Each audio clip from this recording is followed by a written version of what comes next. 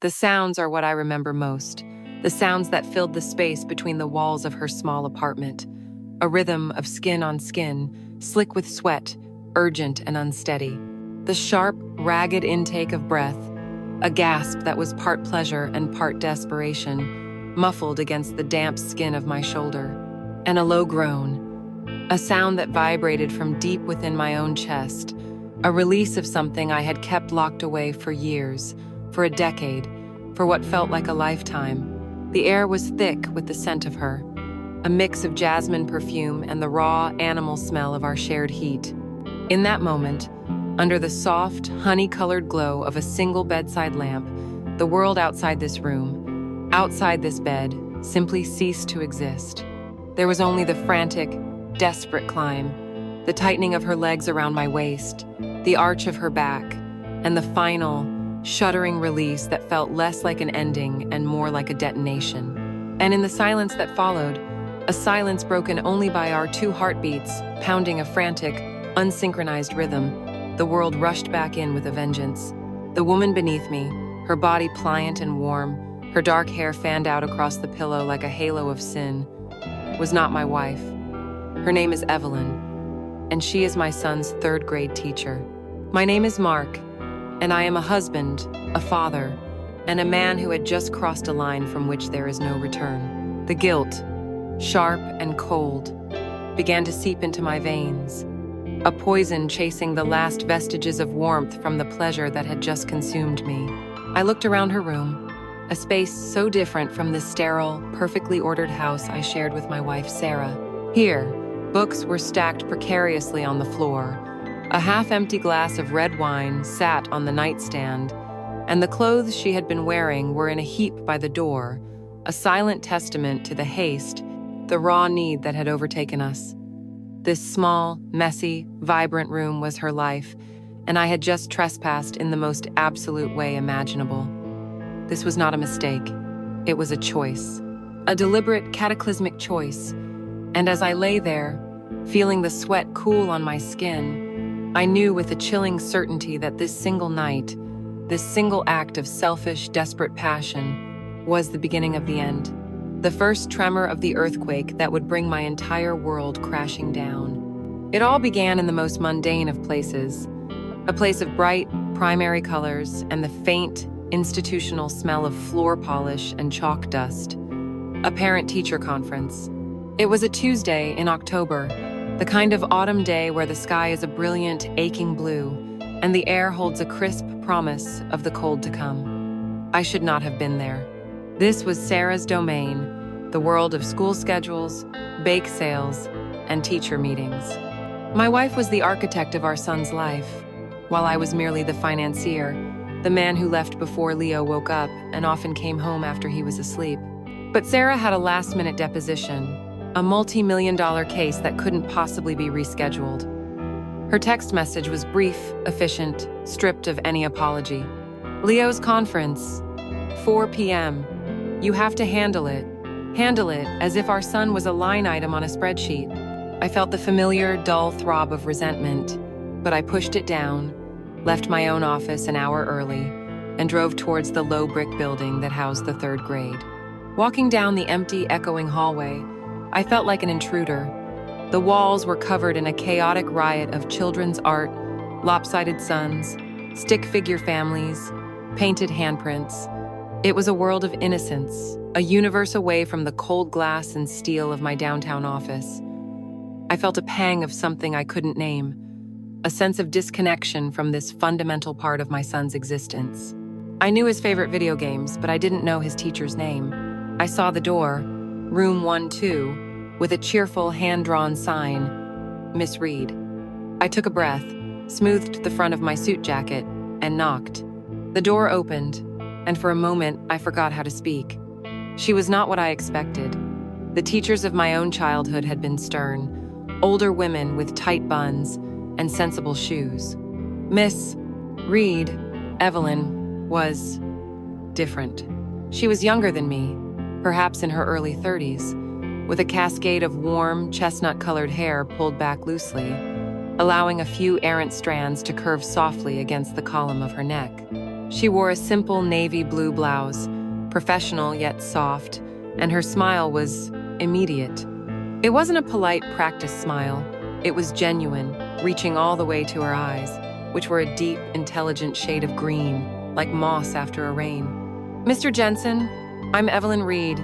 Please come in." Her voice was exactly as I would have imagined it from that smile, clear and gentle, with a low melodic quality that was instantly calming.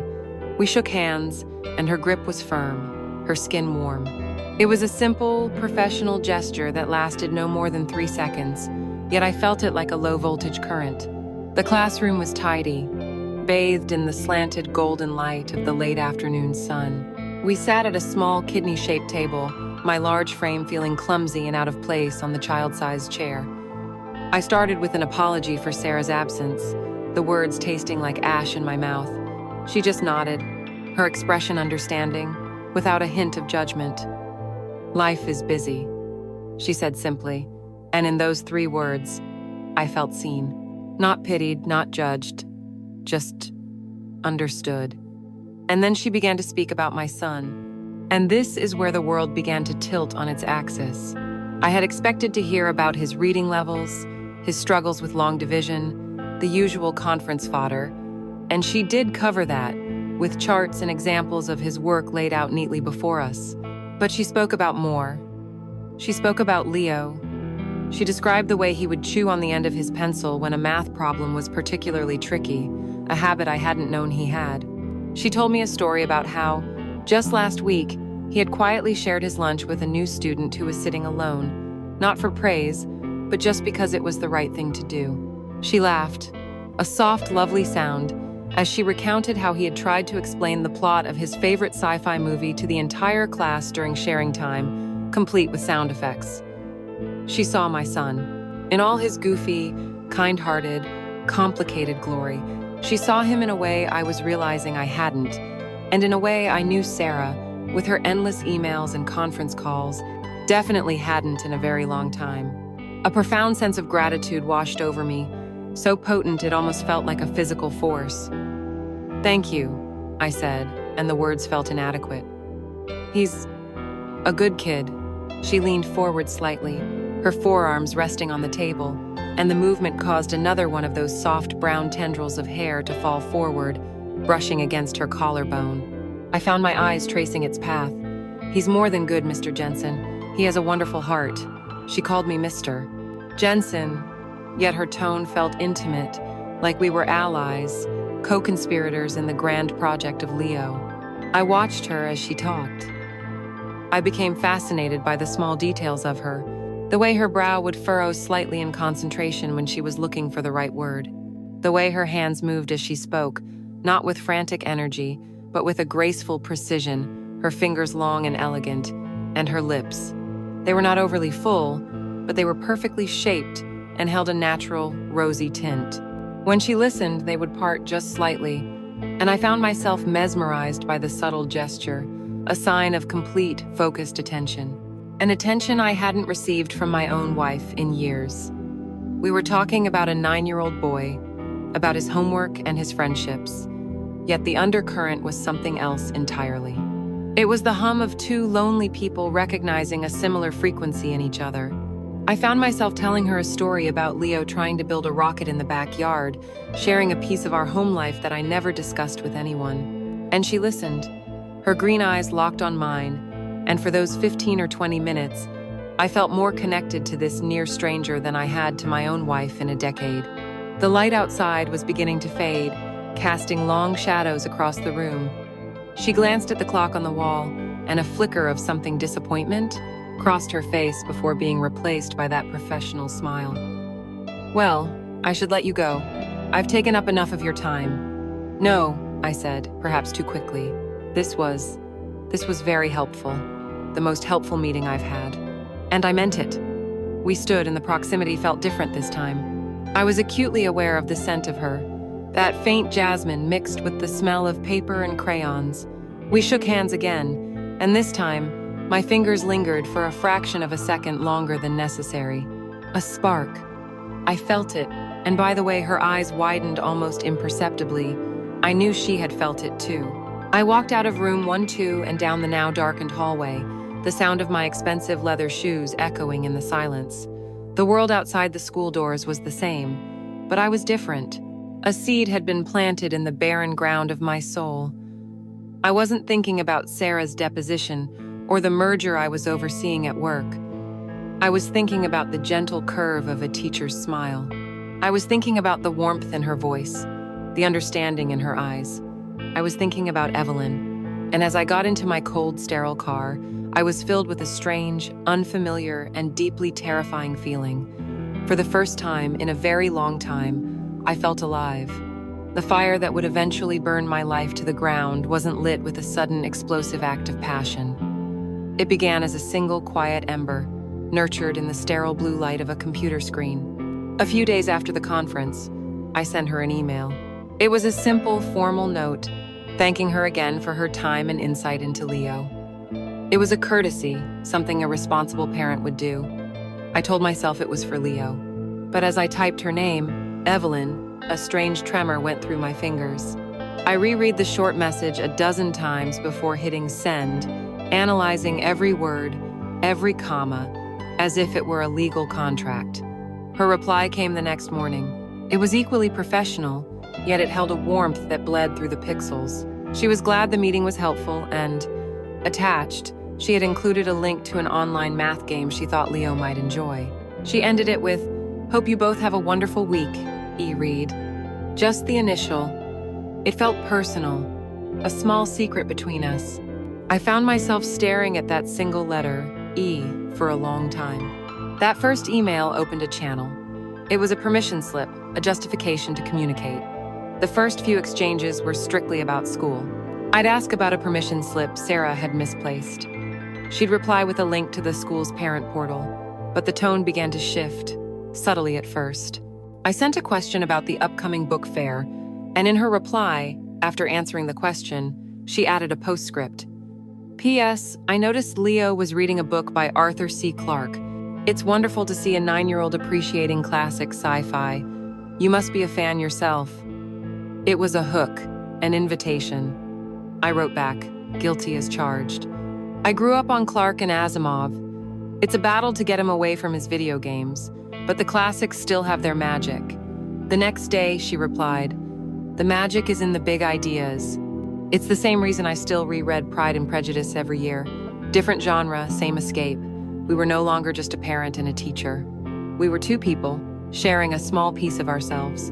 I knew my wife's favorite designer, her preferred brand of Chardonnay, the names of all the partners at her law firm.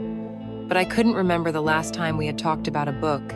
The true escalation happened about a month later. In an email about a field trip, she included her phone number at the bottom. "In case there are any last-minute questions," she wrote. It was a plausible professional reason, but it felt like a key being slid under a door. I stared at the 10 digits on the screen. My heart was hammering. Saving her number in my phone felt like a transgression.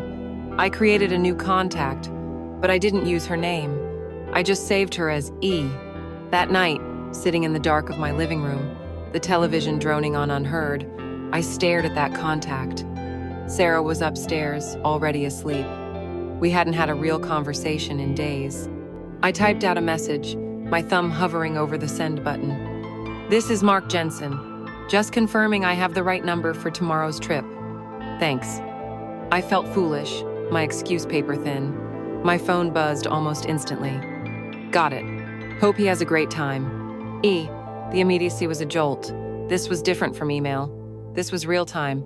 This was a direct line. That direct line became my lifeline. The text started innocently, still orbiting Leo. But the orbit grew wider, more elliptical, slowly encompassing our own lives. The pretense of discussing our son began to fade, replaced by a raw, unfiltered honesty. The conversations migrated to the night, the secret hours after my own house had fallen silent. It was in that shared darkness, separated by miles but connected by the glowing screens of our phones, that the real affair began. The emotional affair, which is often the most dangerous kind. She was the first to truly open up. One night, around 11, my phone lit up. "Sorry to text so late, just a long day."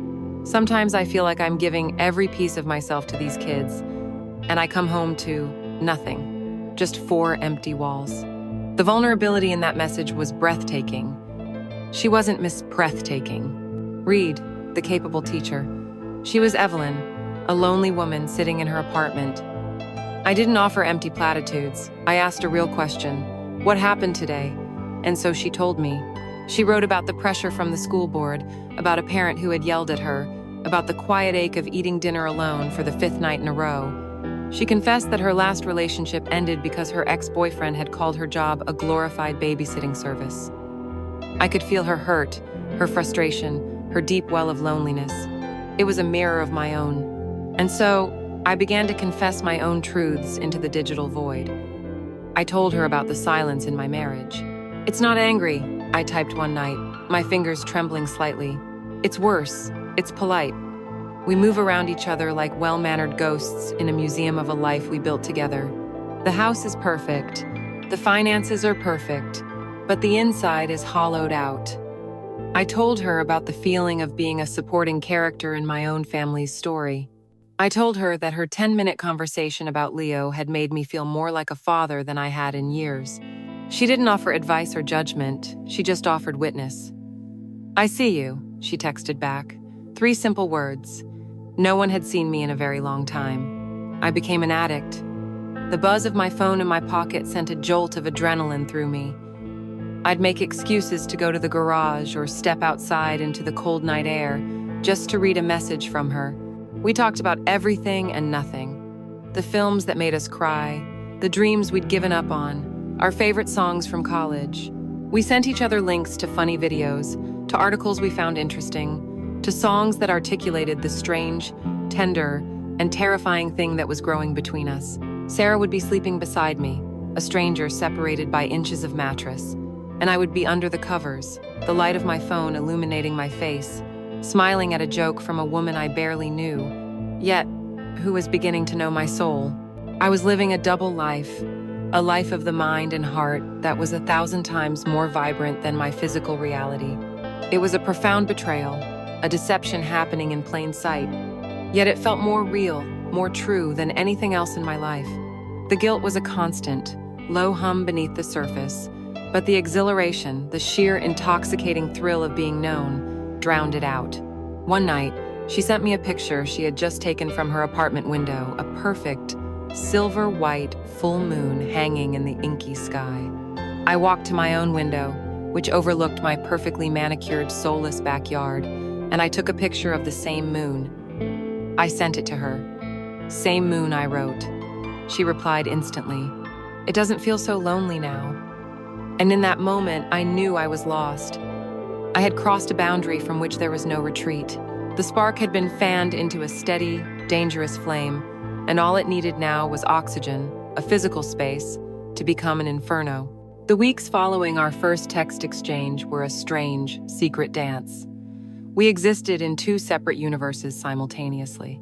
In one, I was Mark Jensen, architect, husband, and father, a man who discussed mortgage rates and attended weekend soccer games. In the other, the universe that truly mattered, I was simply Mark, a disembodied confessor sharing his soul with E, a woman whose voice I could barely recall, but whose written words had become the central pillar of my existence. We had built a cathedral of intimacy out of text messages, a sacred space where we were free to be our truest, most vulnerable selves. But it was a fragile structure, a phantom cathedral, and I was beginning to crave the solid reality of stone and mortar. The opportunity came, as these things often do, under the guise of parental duty. The school was hosting its annual fall fundraiser, a mandatory evening of cheap wine, lukewarm hors d'oeuvres, and forced mingling in the gymnasium. Sarah, naturally, had a conflict. A gala for her firm's biggest client. She laid out my clothes before she left, a crisp shirt and a blazer, as if dressing a doll for a role he was required to play. "Just show your face for an hour. Be charming. And for God's sake, don't forget to bid on Leo's class art project," she instructed, kissing the air somewhere near my cheek before disappearing in a cloud of expensive perfume. I felt nothing. No anger, no disappointment.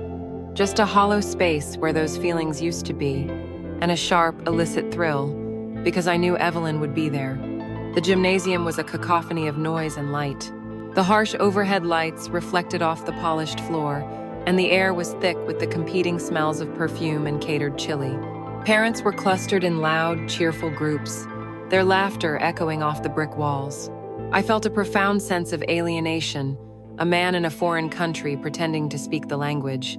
I bought a plastic cup of terrible red wine and made a slow circuit of the room, nodding and smiling, my eyes scanning, searching, and then I saw her. She was standing near the silent auction tables, talking to another teacher. She wasn't wearing her sensible Miss Reed attire. Tonight, she was wearing a simple, dark green dress that fell just to her knees.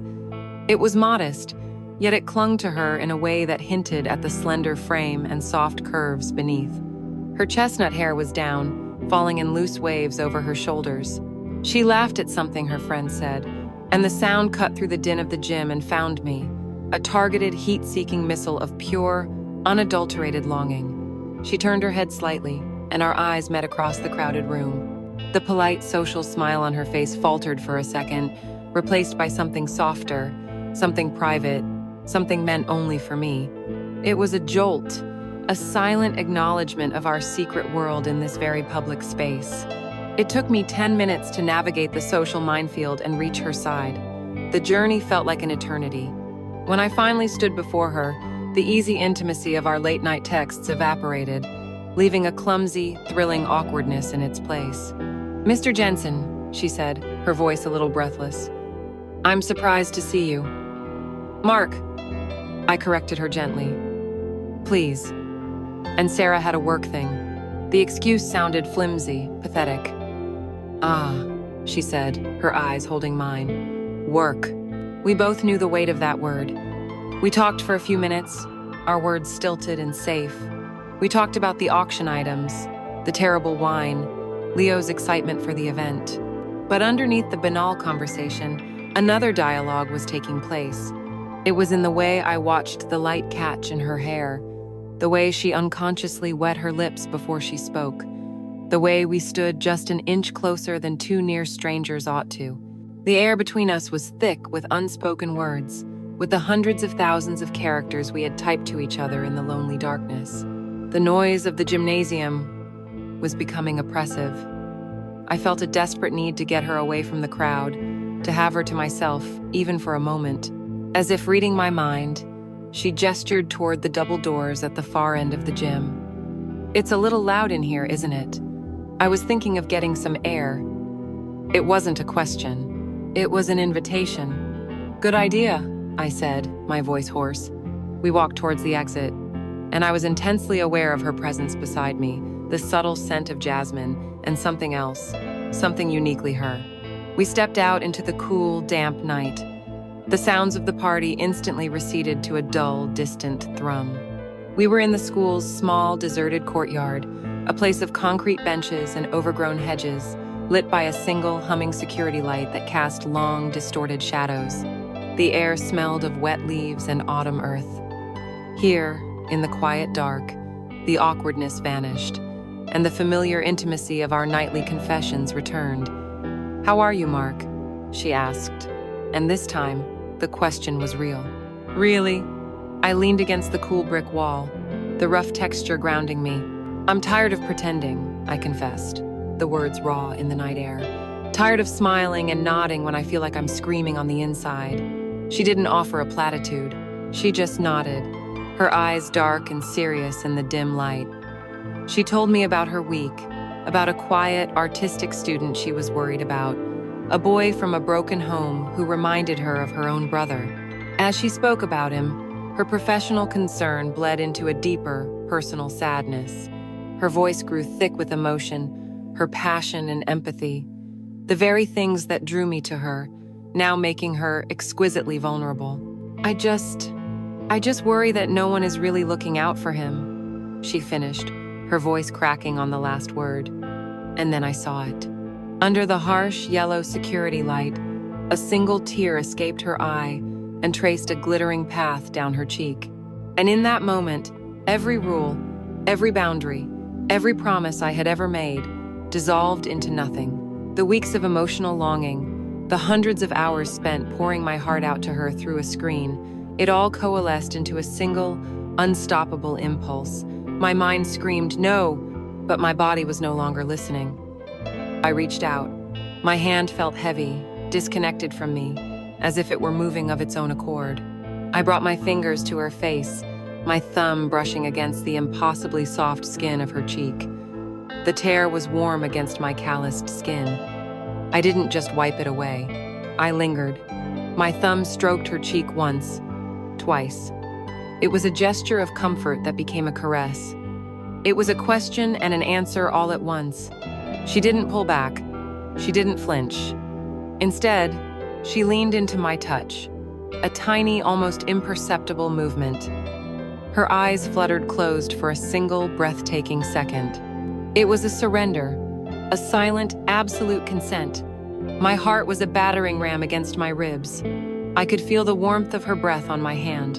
In that single, electrifying touch, the phantom cathedral we had built with words became real. It now had a foundation of flesh and bone. I finally let my hand drop, and the space between us felt like a vacuum, humming with a powerful, dangerous energy. We just stood there, looking at each other. The pretense was gone. The masks were off. The question was no longer if. It was only when. A burst of loud laughter from the gymnasium doors broke the spell, and we both flinched, like guilty teenagers caught in the dark. We walked back inside in a profound, vibrating silence, rejoining a world we no longer belonged to. I didn't bid on the art project. I didn't speak to another soul. I just watched her, and I knew, with the certainty of a man walking off a cliff, that I would not be going home to my wife tonight. The fall had begun. We didn't speak as we left the school. There was nothing left to say with words. In the parking lot, under the lonely glare of an orange sodium lamp, she stopped by a modest, dark blue sedan. "My place isn't far," she said, her voice low and steady, a stark contrast to the chaotic symphony playing inside my chest. She didn't ask if I would follow. She didn't need to. The question had been answered in the space between my thumb and her skin. She gave me her address, the numbers spoken like an incantation, and then she was in her car, the engine turning over with a quiet hum. I watched her pull out onto the road, her red taillights a pair of demonic, inviting eyes in the darkness. I had every chance to turn my own car in the opposite direction, towards the clean, quiet streets of my suburban neighborhood, towards the cold but familiar bed where my wife was probably already asleep. I could have gone home, but the very thought felt like choosing to suffocate after having been offered air. I put the car in drive and followed the red lights. The 10-minute drive felt like a journey to another planet. The city lights smeared past my windows, a meaningless blur of color. The only thing that was real was the car in front of me and the deafening roar of my own blood in my ears. Her apartment building was a modest, older brick structure on a quiet, tree-lined street. We walked from our cars to the front door in silence, the space between us vibrating with a tension so thick I could taste it, metallic and electric on my tongue. Inside, the lobby was empty. As we rode the small, creaking elevator to the third floor, she stared at the numbers as they lit up, while I stared at her reflection in the scuffed brass panel. Her face was a mask of calm, but I could see the pulse beating rapidly in the delicate skin of her neck. She unlocked the door to her apartment, number 3B, and pushed it open, stepping inside and holding it for me. The moment I crossed that threshold, I knew my old life was over. I was entering her world. The air inside was warm and smelled of old books, brewing tea, and that same jasmine scent from her skin. It was the scent of a life being lived, messy and real. A soft, instrumental jazz track, a lone saxophone crying a melancholy tune, was already playing from a small speaker in the corner. Stacks of novels and poetry collections rested on every available surface. A worn, comfortable-looking couch was draped with a knitted throw blanket. It was a haven, a sanctuary, the absolute antithesis of the sterile, minimalist museum I called home. "Can I get you that drink?" she asked, her voice a little shaky now. "Whiskey? Please," I managed to say, my own voice a dry rasp. I watched her walk to the small kitchen alcove. The dark green dress moved with her, outlining the gentle sway of her hips. My eyes were fixed on her, every nerve in my body screaming. She took 2 heavy tumblers from a cupboard, her movements precise, controlled. But as she turned back toward me, the bottle of whiskey in one hand and the glasses in the other, our eyes locked, and the fragile composure we were both clinging to simply shattered. In her eyes, I saw the same ravenous hunger that was clawing its way up my own throat. The pretense was gone. I crossed the room in 3 long strides. She didn't move. She just watched me come, her lips slightly parted, her breath held. The glasses fell from her hand, hitting the hardwood floor with a sharp, explosive crash that echoed the snapping of my own control. I didn't care.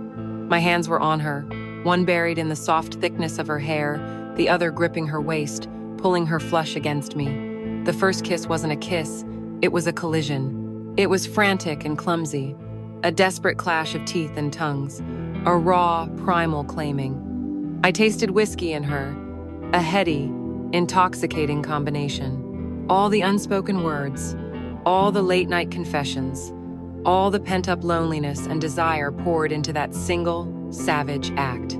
Her arms went around my neck, her fingers digging into my shoulders, pulling me closer still. We stumbled back from the kitchen, a tangled mess of limbs and desperate mouths, until we hit the living room wall. My hands were frantic, tearing at the zipper of her dress. The sound of it giving way was a victory. I pushed the fabric down over her shoulders, exposing the creamy skin of her back, her collarbones. She was wearing a black lace bra, a stark, erotic contrast to her pale skin. It was the kind of garment a woman wears for a lover, and the knowledge that she had worn it for me, in anticipation of this, sent a fresh wave of lust through me, so powerful it made me dizzy. I fumbled with the clasp, my fingers thick and clumsy, until it came undone. And then I saw her. Her breasts were full, round, and perfect, tipped with dark, hard nipples. I heard her gasp as my eyes devoured her, a sound that was half shock, half pleasure. My mouth found hers again as my hands began to explore, to learn the new religion of her body. I traced the line of her ribs, the gentle curve of her waist, the swell of her hips. She was so soft, so alive beneath my hands. My own clothes felt like a prison. We tore at each other's shirts and belts, driven by a need so urgent it bordered on violence. We didn't make it to the bedroom. We didn't even make it to the couch. We tumbled down onto the soft, worn rug in the middle of the living room floor, a heap of exposed skin and ragged breathing. Lying over her, seeing her laid bare for me, her eyes dark with a desire that mirrored my own, was the most terrifying and exhilarating moment of my life. This was Evelyn. Not Miss Reed. Not E on a screen. This was a living, breathing woman, and she was mine in this moment. The first union was not gentle. It was a desperate, frantic act, a battle against years of solitude. It was the sound of her crying out, a raw, unrestrained moan of my name as I pushed into her. It was the incredible, slick heat of her, welcoming me, closing around me. I felt the wetness of her, the proof of a desire as desperate as my own. It was the rhythmic, primal slap of our bodies meeting, a frantic percussion set to the soundtrack of our ragged breaths, and the lonely saxophone still weeping from the corner speaker. I looked down at her face, her head thrown back, her eyes squeezed shut, her lips parted in a silent scream of ecstasy. This was not the gentle, caring teacher. This was a creature of pure, uninhibited passion. And in her release, I found my own, a powerful, shuddering wave that seemed to pull the very soul from my body, leaving me utterly spent, empty, and irrevocably changed, tangled together on the floor of a life that was no longer my own. I awoke not to the familiar, gentle chime of my alarm, but to a foreign sensation, a single sharp blade of sunlight slicing through a gap in unfamiliar curtains, landing directly on my face. For a disoriented, blissful second, I didn't know where I was. My bedroom faced west. It was never this bright in the morning. The sheets felt different, softer, and they carried a scent that was not the sterile, lavender-scented detergent Sarah preferred. It was a complex, living scent of jasmine, old books, and the faint, musky perfume of a woman's skin. And then, memory, brutal and unsparing, crashed down on me with the force of a physical blow. I was in Evelyn's bed. I turned my head slowly on the pillow, every muscle tense. She was there, sleeping beside me, her back partially to me. Her chestnut hair was a chaotic tumble against the white pillowcase. Her breathing was a soft, even rhythm, and her face, in the unfiltered morning light, looked peaceful, younger, almost innocent. There was no trace of the wild, insatiable creature from the night before. This was the face of a woman at rest, and the sight of her tranquility was 1,000 times more damning than any accusation could have been. The night replayed in my mind in a series of vivid, scorching flashes. The first desperate, violent encounter on the living room rug. The slower, more deliberate exploration in the shower, water sluicing over our bodies. The final, exhausted, almost tender lovemaking here, in her bed, as the first hints of dawn were breaking. It wasn't one mistake. It was a tapestry of them, woven over hours. A wave of nausea, thick and oily, rose in my throat. I had to get out. The need to flee was primal. I couldn't be here when she woke up. I couldn't face the morning after conversation, the awkward questions, the attempt to put what we had done into words. Words would make it real, and right now it felt like a fever dream I might still be able to escape. I slid out of the bed with the stealth of a cat burglar, my movements slow, deliberate. The old hardwood floor threatened to creak with every shift of my weight. I held my breath, listening to the steady rhythm of her breathing, praying it wouldn't change. My clothes were in a heap on a chair, tangled with her green dress. The sight of my suit shirt intertwined with the soft fabric of her dress was a stark, brutal symbol of our transgression. I gathered my things and tiptoed out of the bedroom, closing the door behind me with an almost silent click. In the living room, the morning sun was now flooding the space, illuminating everything with an unforgiving clarity. It revealed the dust motes dancing in the air and, on the floor, the glittering, shattered remains of the 2 whiskey tumblers, a monument to our recklessness. I didn't dare try to clean it up. It felt like tampering with evidence at the scene of a crime. I dressed quickly, my fingers fumbling with the buttons on my shirt. My body felt alien to me, my skin still tingling with the memory of her touch. I could smell her on me, a scent that felt like a brand. I looked at my reflection in the dark screen of her television and saw a hollow-eyed stranger, his hair a mess, his shirt wrinkled, his face etched with guilt. I looked like what I was, a man who had just crawled out of another woman's bed. The walk out of her building and into the crisp autumn morning was a walk of shame. The world was alive with innocent, ordinary activity. A woman was jogging with her dog, a man was washing his car, children were waiting at a corner for the school bus. They were all participating in the normal rhythm of life, a rhythm I had just violently disrupted. I felt like a ghost, a creature of the night, caught in the daylight, my sins visible to all. The drive home was the longest 15 minutes of my life. Every stoplight felt like a personal judgment. I gripped the steering wheel, my knuckles white, as I drove through the familiar streets of my own neighborhood. The manicured lawns, the perfectly painted houses, the expensive cars in the driveways, it all looked like a movie set, a facade of happy, stable lives, a facade I had just irrevocably cracked. I pulled into my own driveway and killed the engine. The house was silent. My house. It looked exactly as I had left it, a bastion of clean lines and expensive, impersonal taste. It was a mausoleum. I used my key, letting myself in as quietly as I could. The air inside was cool and still, smelling faintly of citrus cleaner. Everything was in its proper place. The mail was stacked neatly on the hall table. A pair of Sarah's heels stood perfectly aligned by the door. I was the only thing out of place in this perfect, sterile world. I was the dirt that had been tracked inside. I was halfway to the stairs when I heard it. A soft clinking from the kitchen. My blood ran cold. I had assumed Sarah was long gone, but maybe her meeting was canceled. Maybe she, Dad? The voice was small, high-pitched. It was Leo. I walked slowly towards the kitchen, my feet feeling like lead. He was standing on a step stool trying to get a box of cereal from a high shelf. He was in his pajamas, his hair sticking up in the back. He turned and gave me a bright, uncomplicated smile, a smile of pure, untainted love. Morning, Dad. I'm hungry. Mom already left for work. And that's when the knife that had been resting against my ribs slid all the way in and twisted. His innocence, his simple, trusting face. He looked at me as if I were a hero, the center of his universe, and I had just spent the night betraying him, betraying his mother, betraying the very foundation of his small, safe world. I could barely breathe. The guilt was no longer a vague nausea.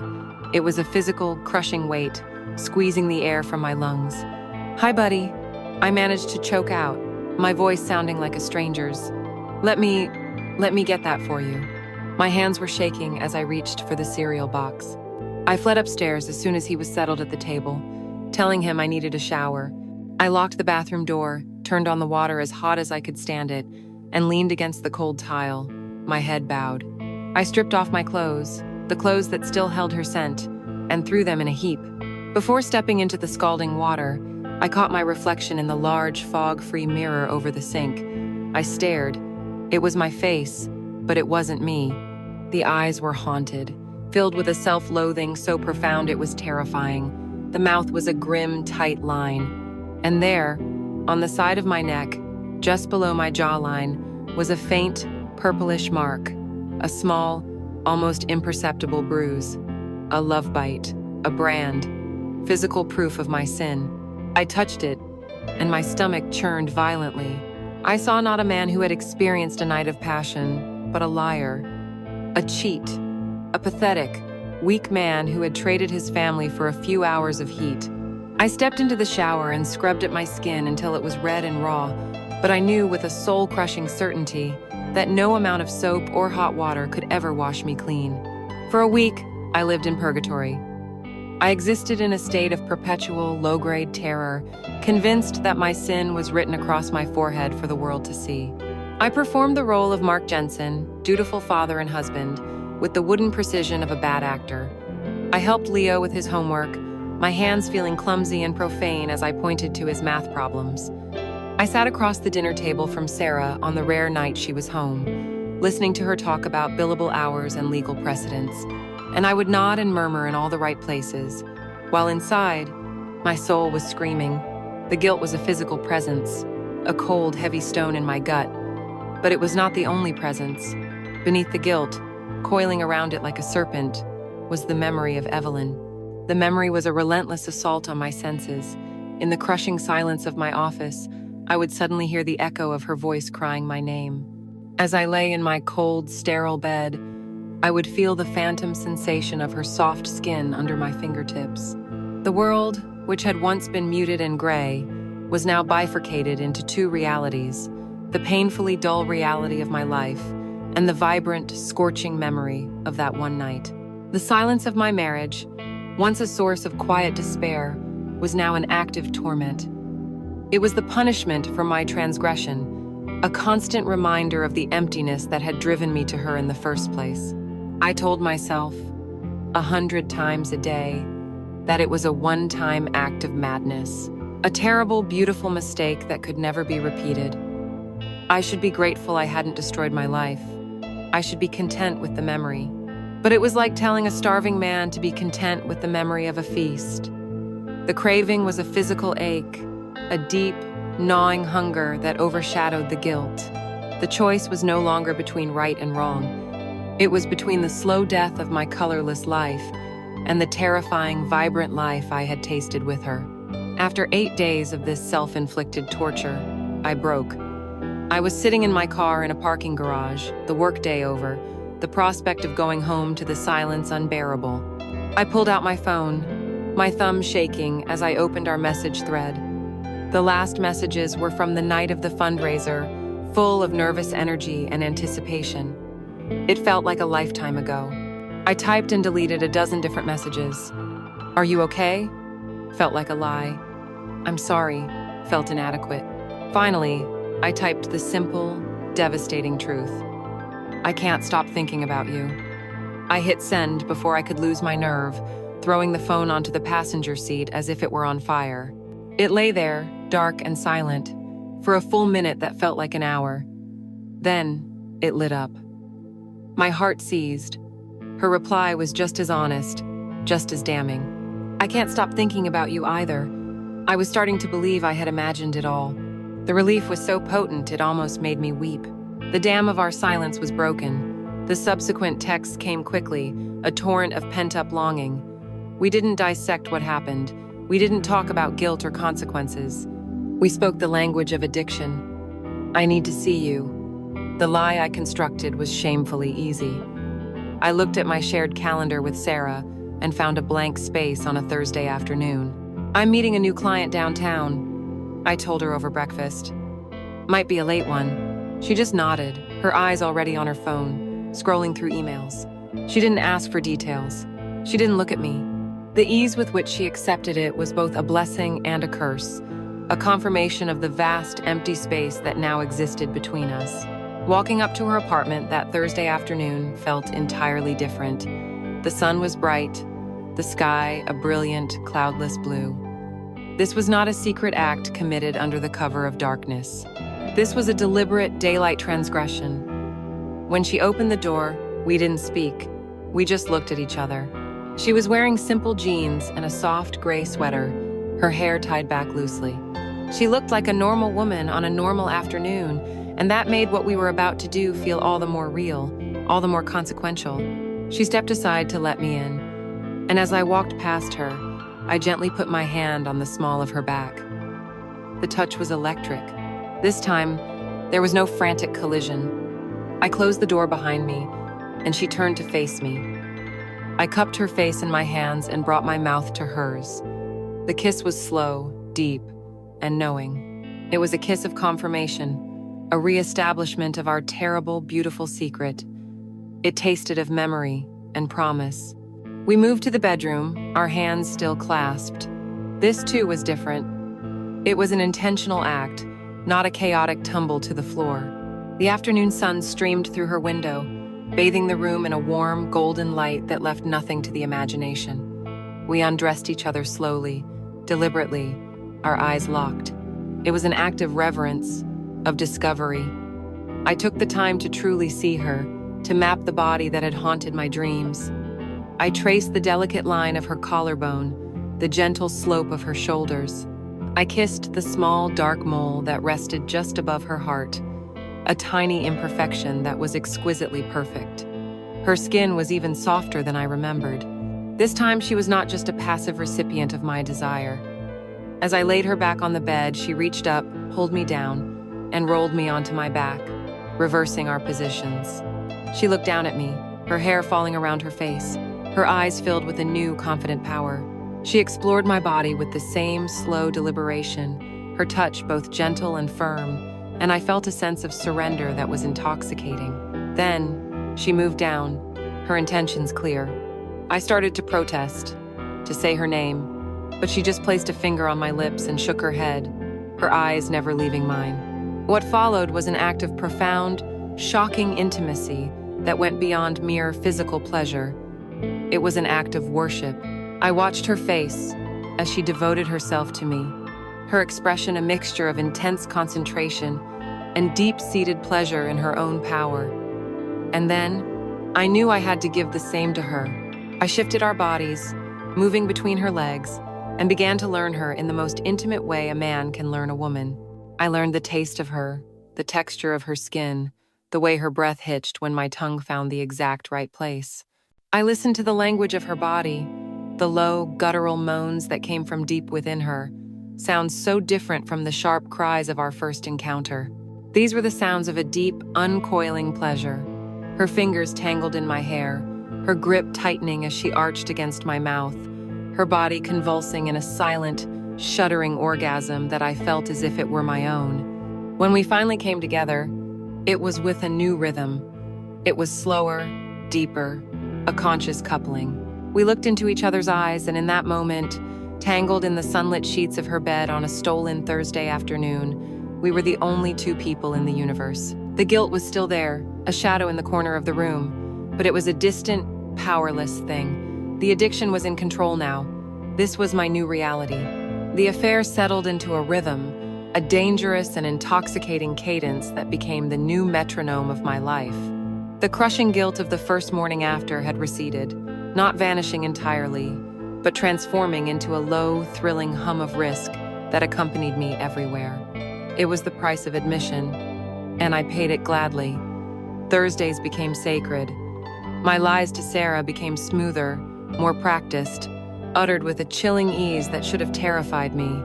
A late sight visit, I'd say, kissing her distracted cheek. Don't wait up. She never did. I was living two lives, and with a terrifying efficiency, I learned to navigate the switch. I would sit in board meetings, discussing zoning variances and structural engineering, and my mind would drift to the scent of Evelyn's skin. I would be driving Leo to soccer practice, listening to his chatter, and a vivid image of her smile would flash in my mind, so potent, it made my breath catch. My life with my family became a ghost life, a series of obligations to be fulfilled, the gray, tedious scaffolding that existed only to support the towering, brilliant cathedral of my time with her. It was in the small, secret details that the true addiction took root. It began with the lingerie. One Thursday, perhaps our fourth or fifth meeting, as I was unbuttoning her blouse in the sunlit bedroom, I saw a flash of deep crimson silk and black lace. It was an elaborate, expensive-looking bra, a piece of erotic architecture utterly at odds with the sensible, professional woman the world knew as Miss Reed.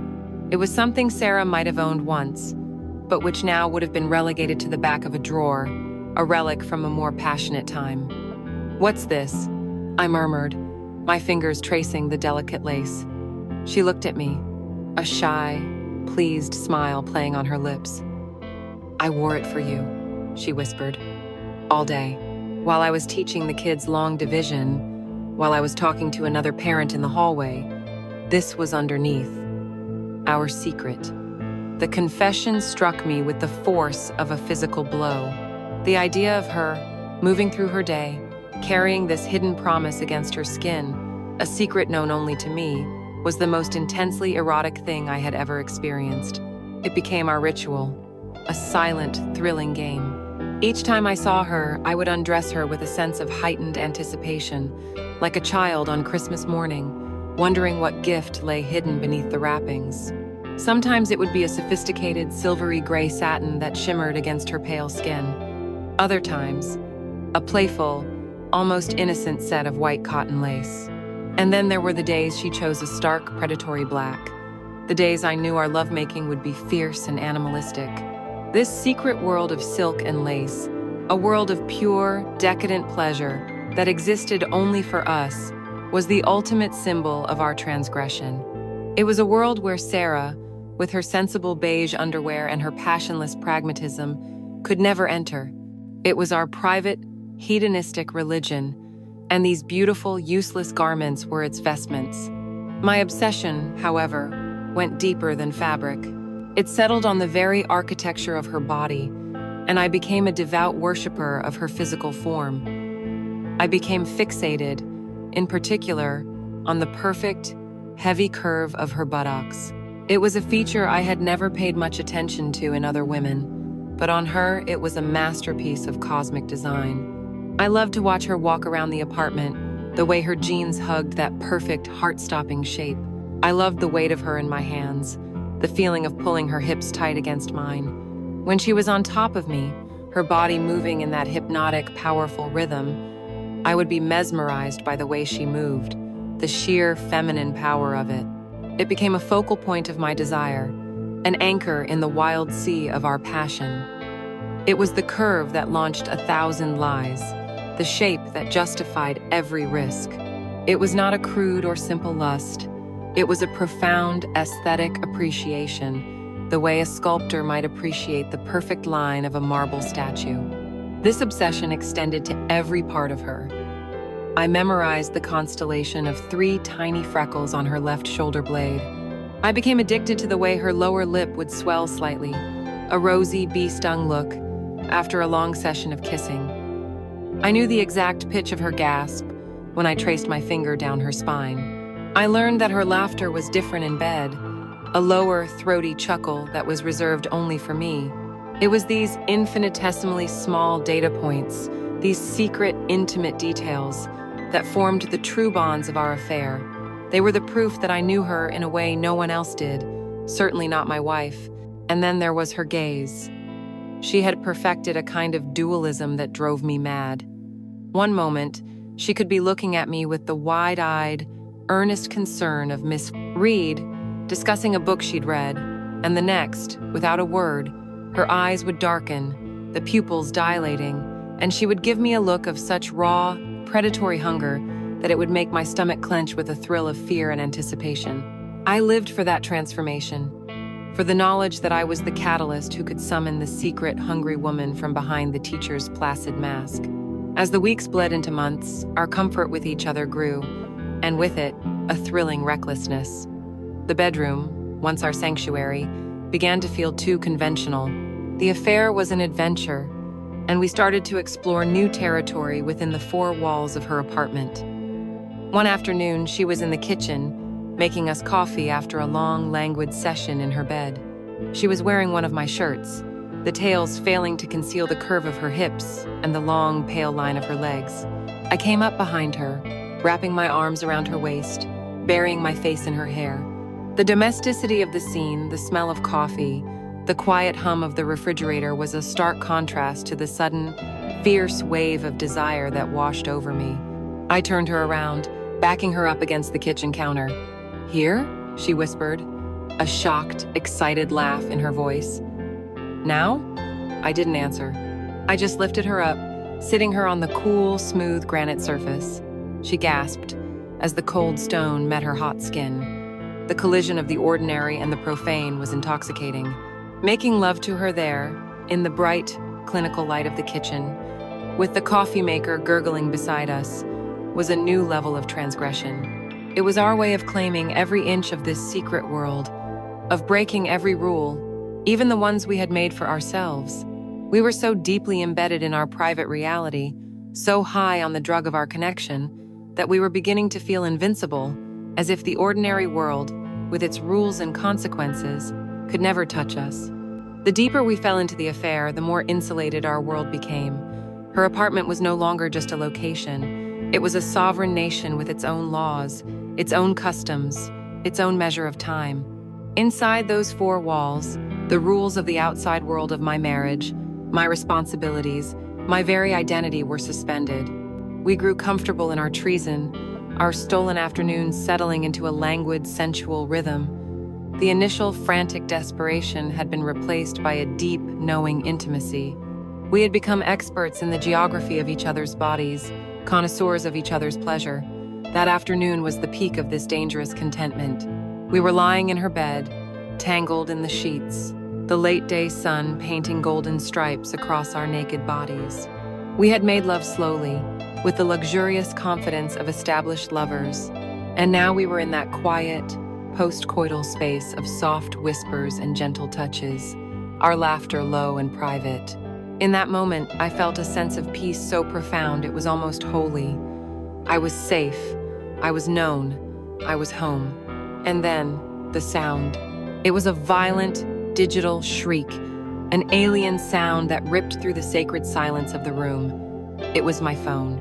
It was on the floor, buried somewhere in the pocket of my discarded trousers. The sound was a violation, a brutal intrusion of the world we had so carefully locked out. We both froze, our whispered conversation dying in our throats. The idyllic peace shattered into a million pieces. "Shit," I breathed, scrambling out of bed, my heart instantly hammering against my ribs. I fumbled for my pants, my hands suddenly clumsy and slick with a cold sweat. I pulled the phone from the pocket, and the screen lit up with the two words I dreaded more than any others in the universe: Sarah calling. Time seemed to warp, to stretch and thin. My blood ran cold, the warmth of our lovemaking instantly extinguished, replaced by a glacial, paralyzing fear. I looked at Evelyn, my eyes wide with panic, holding the phone up as if it were a venomous snake. She just looked back at me, her expression unreadable. For a split second, I considered letting it go to voicemail, but I knew that would be worse. It would trigger a series of follow-up texts, a chain reaction of suspicion that would be impossible to contain. Ignoring my wife's call on a Thursday afternoon when I was supposedly meeting a client was a red flag I couldn't afford to raise. I had to answer. I had to walk the high wire. I took a deep, shuddering breath, swiped the screen, and put the phone to my ear. "Hey," I said, trying to inject a note of casual, bored professionalism into my voice. It came out as a strangled croak. "Mark? There you are." "I was about to give up," Sarah's voice said, tinny and distant, a voice from another lifetime. "Listen, I know you're busy, but did you remember to transfer the funds for Leo's orthodontist?" The sheer, stunning banality of the question was surreal. My world was imploding, and she was talking about wire transfers. As I started to formulate a lie, I felt a sudden, light touch on my chest. I looked down. It was Evelyn. She had propped herself up on one elbow and was looking at me with a strange, challenging glint in her eyes. She slowly, deliberately, began to trace a circle on my skin with her index finger. It felt like a lit match. Yeah, I stammered, my focus fracturing. "Yeah, I did that this morning. Should be all set." I tried to bat her hand away without making a sound, but she just smiled, a small, secret smile, and her hand continued its exploration, moving lower, over my stomach. "Good," Sarah said, oblivious. "Also, the Carsons want to know if we're still on for dinner Saturday night. I told them I'd check with you. You seem distracted. Is the client still there?" "No," I said, my voice getting tighter as Evelyn's fingers brushed against the top of my thigh. "No, the meeting wrapped up a few minutes ago. I'm in the parking garage now. The reception is terrible. My lie was pathetic, flimsy, but it was all I had." And then Evelyn escalated her silent, terrifying game. She leaned forward, her hair brushing against my chest, and her lips, still swollen from our kisses, touched my skin. She began to place a trail of soft, open-mouthed kisses down my stomach, her movements slow and deliberate. A wave of heat, a sickening, thrilling mixture of pleasure and pure terror washed through me. I had to bite the inside of my cheek to keep from making a sound. "A parking garage? It sounds quiet," Sarah said, a hint of suspicion in her voice. "Mark, are you okay? You sound funny. You're breathing heavily." Her question was a stab of ice in my gut. I was caught. My breath was coming in ragged, uncontrollable gasps, a direct result of the intimate act being performed on me, while my wife's voice echoed in my ear. Evelyn had now moved lower still, taking me into the warm, wet heat of her mouth. It was an act of such audacious, stunning recklessness that my mind simply short-circuited. I was experiencing two opposing realities at once, the mortal terror of discovery and the profound, undeniable physical pleasure she was giving me. The world dissolved into a vortex of sensation and fear. "Stairs," I choked out, the word a desperate lunge for survival. "Sorry, just had to run up a flight of stairs to get to my car." Out of shape. It was the worst lie I had ever told. The silence on the other end of the line was deafening. I could feel her weighing my words, testing their truth. I couldn't take another second. I had to end it. "Listen, honey," I said, cutting her off before she could speak again, my voice loud and strained. "You're breaking up. This garage is a dead zone. I'll call you when I'm on the highway. Love you. Bye." I didn't wait for a response. I jabbed my thumb at the screen, ending the call, and threw the phone across the room where it skittered under a dresser. I collapsed back against the pillows, my body trembling, drenched in a cold sweat. The immediate danger was over, but the adrenaline was still pumping, leaving me weak and nauseous. Evelyn slowly lifted her head, her green eyes bright with a triumphant, dangerous light. She smiled, a knowing, predatory smile that made my blood run cold all over again. In that moment, I realized the truth. This near miss, this heart-stopping brush with annihilation, hadn't scared her. It had thrilled her. It had added a new, high-stakes charge to our illicit game. And looking at her triumphant face, a horrifying part of me, a part I will forever hate, had to admit that it had thrilled me too. We weren't just cheating. We were dancing on the edge of a razor blade, and we had just discovered we loved the view. The phone call was a brutal reminder of the razor's edge we were living on, but instead of scaring us back to sanity, it did the opposite. It amplified the thrill, The risk itself became part of the aphrodisiac. We were no longer just lovers. We were allies in a dangerous game, and the close call had only strengthened our bond. It made our stolen time feel more precious, more vital. And it was this intoxicating blend of terror and desire that led me to the final, fatal precipice. An afternoon was no longer enough.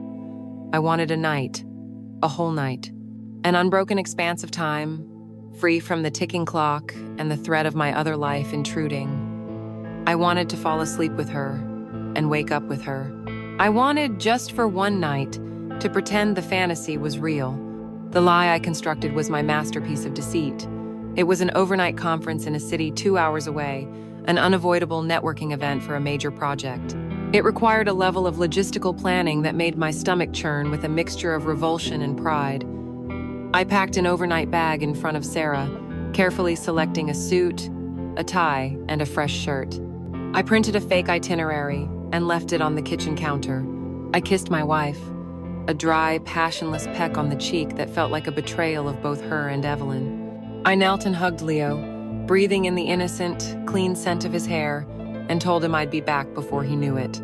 His small arms squeezed my neck, and for a moment, the weight of my deception was so immense I thought it would crush me. "Be good, buddy," I whispered, my voice thick with an emotion he couldn't possibly understand.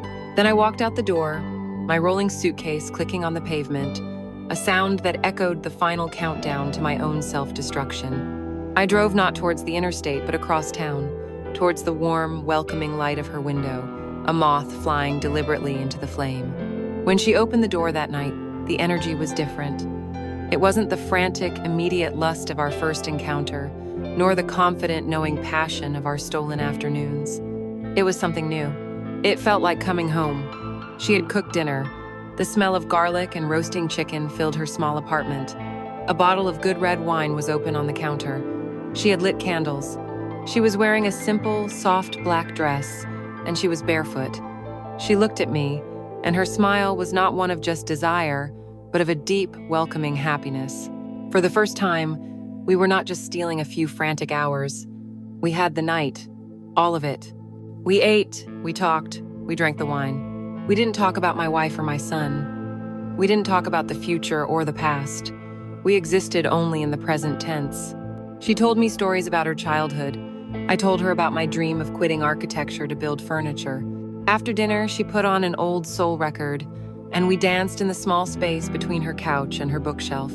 I held her close, her head resting on my chest, and for a few perfect, illusory moments, we were just a man and a woman, in love, in their own home, on a normal Tuesday night. It was a beautiful, poisonous fantasy, a perfect imitation of a life I could never have, and it made me want her with a desperation that was a physical ache. The first time we made love that night, it was slow and tender, an extension of the dance. But as the hours wore on and the wine flowed, a new, frantic energy took hold. It was as if we both understood, on some primal level, that this was our one and only night, and we had to cram a lifetime of passion into it before the sun came up. We were no longer just making love, we were trying to consume each other, to burn away the outside world with the sheer heat of our bodies. We moved from the bed to the floor, from the living room to the shower, our bodies slick with sweat and water. All boundaries dissolved. We explored every position, every angle, every possible way two bodies could connect, driven by a hedonistic need to leave no pleasure undiscovered. And for the first time, we were loud. The constant nagging fear of being overheard was gone. I urged her to be free, and she was. Her moans were no longer stifled or suppressed. They were deep, throbbing cries of pleasure that echoed off the walls of her apartment. They were the sounds of a woman completely and utterly abandoned to sensation.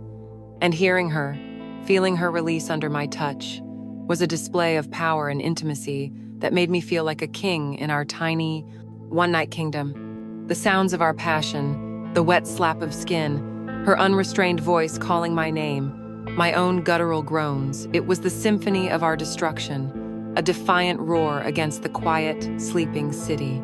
In the brief, breathless moments of rest between each session, we would lie tangled in the sheets, our bodies humming, and share secrets we had never told another living soul. Fueled by wine and endorphins, in the hazy confessional dark, we whispered the 3 words that lovers whisper, and in the fever of that moment, in the bubble of our shared fantasy, we foolishly, desperately believed them. The end came just as the sky outside was beginning to soften from black to a bruised pre-dawn purple. We were utterly spent, lying limp in her bed, adrift in a blissed-out, drunken haze. My mind was a placid lake, all thought, all caution, all guilt smoothed away by hours of relentless pleasure and a profound lack of sleep. Evelyn, her body curled into mine, her head on my chest, reached for her phone on the nightstand. She looked at me, her eyes soft and heavy-lidded, with love and exhaustion. I watched her thumbs move across the screen. A moment later, my own phone, lying beside hers, buzzed softly. I picked it up. The screen glowed with her message, a message sent from 2 feet away. Last night was everything. I am yours. I love you. I smiled, a sleepy, stupid, blissful smile. The message was a perfect, sentimental capstone to a perfect, impossible night. I felt a surge of love for this woman, so powerful it eclipsed everything else. And in that moment of absolute emotional surrender, I committed the fatal error. My training, my discipline, the rigid, paranoid protocol of the cheater, it all failed me. The first and most important rule, delete everything, always evaporated from my exhausted mind. I didn't delete the message. I simply set the phone back down on the nightstand, rolled over, and pulled her closer, my mind already drifting into the deep, dreamless sleep of the damned. The incriminating words lay there on my lock screen, a glowing, digital confession, silently waiting for the morning sun and the eyes of my wife to find them. We slept, finally, like innocent children, unaware that the bomb had already been planted and the fuse was lit. I awoke to the unfamiliar feeling of sunlight on my face and the unfamiliar weight of profound, soul-deep peace. For a few fleeting moments, I was simply a man in a warm bed next to a woman I loved. The memory of the night, a hedonistic, star-bright blur of passion and confession, settled over me like a comforting blanket. It had been everything. It had been real. I slipped out of her bed as she slept, a sleepy, triumphant smile on my face. This was not the panicked, guilt-ridden escape of the first morning. This was the quiet departure of a lover who knew he would be back. I dressed, kissed her sleeping forehead, and left her apartment, stepping out into a world that seemed brighter, sharper, more full of promise than it had been 24 hours ago. The drive home was a victory lap. I was no longer the hollow man, the ghost in his own home. I was a man with a secret, a vibrant, life-giving secret that made me feel powerful, alive. I rehearsed the details of my fictitious conference, the boring speakers, the bland hotel food, ready to perform the final act of my perfect deception. I was a master of my 2 universes, confident I could keep them spinning on their separate axes forever. I pulled into my driveway, noting with a flicker of annoyance that Sarah's car was already there. She must have taken the day off. It didn't matter. I had my story straight. I walked through the front door, a cheerful, road-weary greeting already on my lips, ready to re-inhabit the skin of the dutiful husband. But the greeting died in my throat. The house was silent, but it was not an empty silence. It was a dense, heavy, watchful silence, the kind that precedes a hurricane. The air itself felt thick, difficult to breathe, and then I saw her. She was sitting at the head of our long, formal dining room table, a place we only ever used for holidays. She was perfectly still, her back ramrod straight, her hands clasped on the polished mahogany surface. She wasn't looking at the door. She wasn't looking at me. She was staring down at something in front of her. As I took a hesitant step into the room, a cold, sickening premonition began to crawl up my spine. "Sarah?" I said, my voice sounding unnaturally loud in the silence. "I'm back. The trip was..." She looked up, and the universe ended. Her face was a pale, bloodless mask. All the familiar emotions, the mild annoyance, the professional distraction, the weary affection were gone. There was nothing left. Nothing but a vast, dead, Arctic calm. Her eyes, The eyes I had known for 2 decades were the eyes of a stranger, and they were filled with a loathing so pure, so absolute, that it stopped my heart. And then I saw what she was looking at, what she was holding. It was my phone. My heart didn't just sink, it ceased to exist. In that single, silent, terrible moment, I knew the game was over. The fantasy was ashes. The world had ended. "Who is she?" Her voice was not a shout. It was worse. It was a whisper, a dead, flat sound, devoid of all inflection, as if the effort of speaking was almost too much for her. My own voice was gone. My mind, which had so confidently rehearsed its lies, was a roaring, white noise vacuum. All I could do was stare at her, my mouth opening and closing like a fish. What are you talking about?" The denial was pathetic, an involuntary twitch from a dying animal. She didn't reply. She didn't need to. With a slow, deliberate movement, she pushed the phone across the polished table towards me. It slid to a stop a few feet from my hand. And there it was, my entire sin, my whole world of lies, condensed into 21 glowing characters on the screen. Evelyn's message. "Last night was everything. I am yours. I love you." The words seemed to pulse with a malevolent light. There was no lie big enough. There was no escape. There was only the brutal, inescapable truth. "I came home early," she said, her voice still holding that terrifying, unnatural calm. "I was going to surprise you, make you a real breakfast. I went into the bedroom to wait for you to get home. And your phone was on your nightstand. You must have put it there to charge last night before you left. A creature of habit." She gave a small, humorless laugh that was the most horrifying sound I had ever heard. And then it lit up. A message. From E. She spoke the letter like it was a curse. I thought maybe it was your assistant, about your flight. So I looked. Stupid me, still trying to be a helpful wife. Her calm finally broke, but it didn't break into tears. It broke into a raw, ragged fury that was terrifying to behold. "All of it," she hissed, her voice rising with every word. "All the late nights, the client dinners, the sudden business trips, the way you look right through me, the way you haven't touched me, really touched me, in years. I thought it was me. I thought I wasn't enough, that I was too busy, too tired, but it wasn't me, was it? It was her. Who is she, Mark? Who is the woman you love? The woman you belong to?" The last words were a snarl. I tried to speak, to apologize, to explain, but what explanation was there? I took a step towards her, my hand outstretched. "Sarah, please." "Don't you touch me," she screamed, leaping to her feet, the chair crashing backwards onto the floor. And then the dam broke completely, and a torrent of 20 years of shared life, now poisoned and ruined, poured out of her. It was a storm of accusations, of profanity, of deep, soul-shattering sobs of betrayal. The sound of her pain was the sound of my world being torn apart piece by piece. In the white-hot chaos of the argument, neither of us heard the soft creak of a floorboard from the hallway above. It was only when Sarah's screaming dissolved into a choked, ragged gasp that I saw him. Leo. He was standing at the top of the stairs, a small, pajama-clad figure in the dim light. He was clutching the worn, stuffed bear he'd had since he was a baby. His face, his beautiful, innocent little face, was a mask of pure, uncomprehending terror. His lower lip was trembling. He was watching us. He was watching the two people who were his entire world as they ripped each other to shreds with words that were as sharp and deadly as knives. The fight stopped. The sound of my wife's broken, weeping gasp was the only sound in the universe.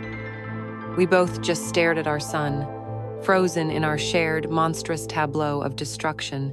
The affair, the lies, the passion, the betrayal, it all culminated in this one unbearable image. The image of my son's terrified face, as he witnessed the exact moment his family, his home, and his childhood were shattered forever. That is the image that will follow me into my grave. That is the true cost of my forbidden love.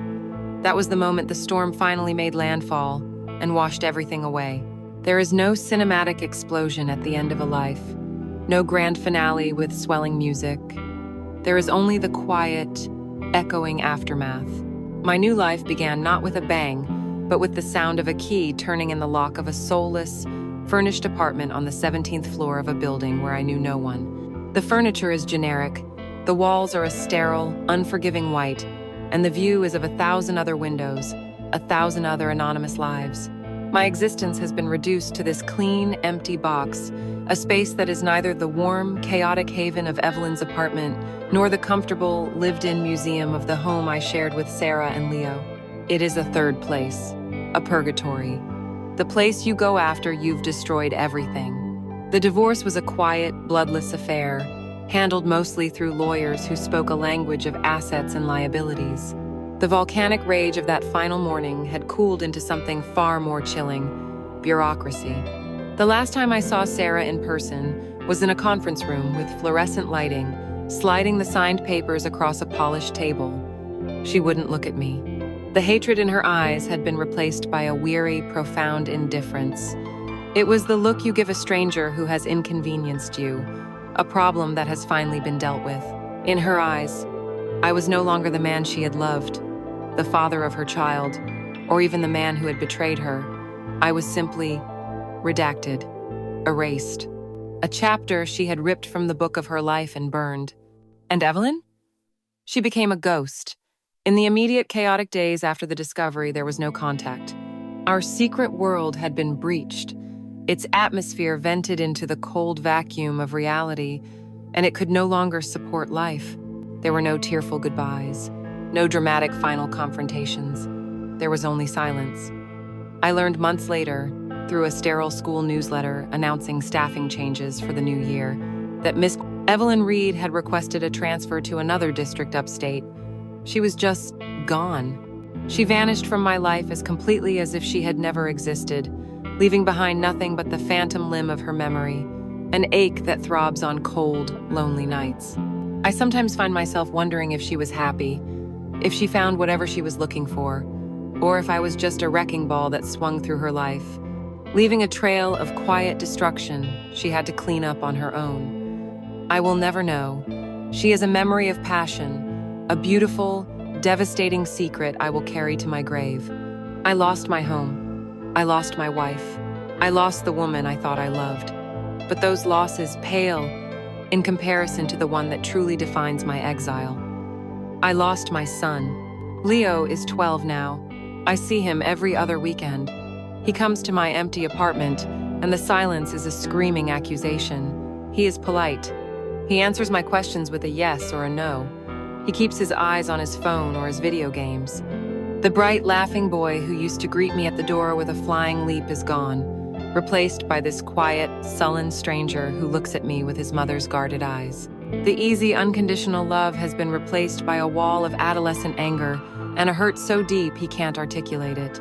A few months ago, I was trying to talk to him, trying to breach the wall, and he finally looked at me, his gaze steady and unforgiving. "Was it because of her?" he asked, his voice flat. "The teacher. Is she the reason you left?" The question was a clean, sharp blade to the heart, because the answer is yes, and he knows it. And every time he looks at me, he sees the man who chose a woman he barely knew over his son's entire world. A marriage is a contract between two adults, but a family is a promise to a child. And I broke it. That is the one loss from which there is no recovery. So now, there are the nights. The nights are the hardest. I sit here, in this white box in the sky, a glass of whiskey in my hand, and I look out at the city lights.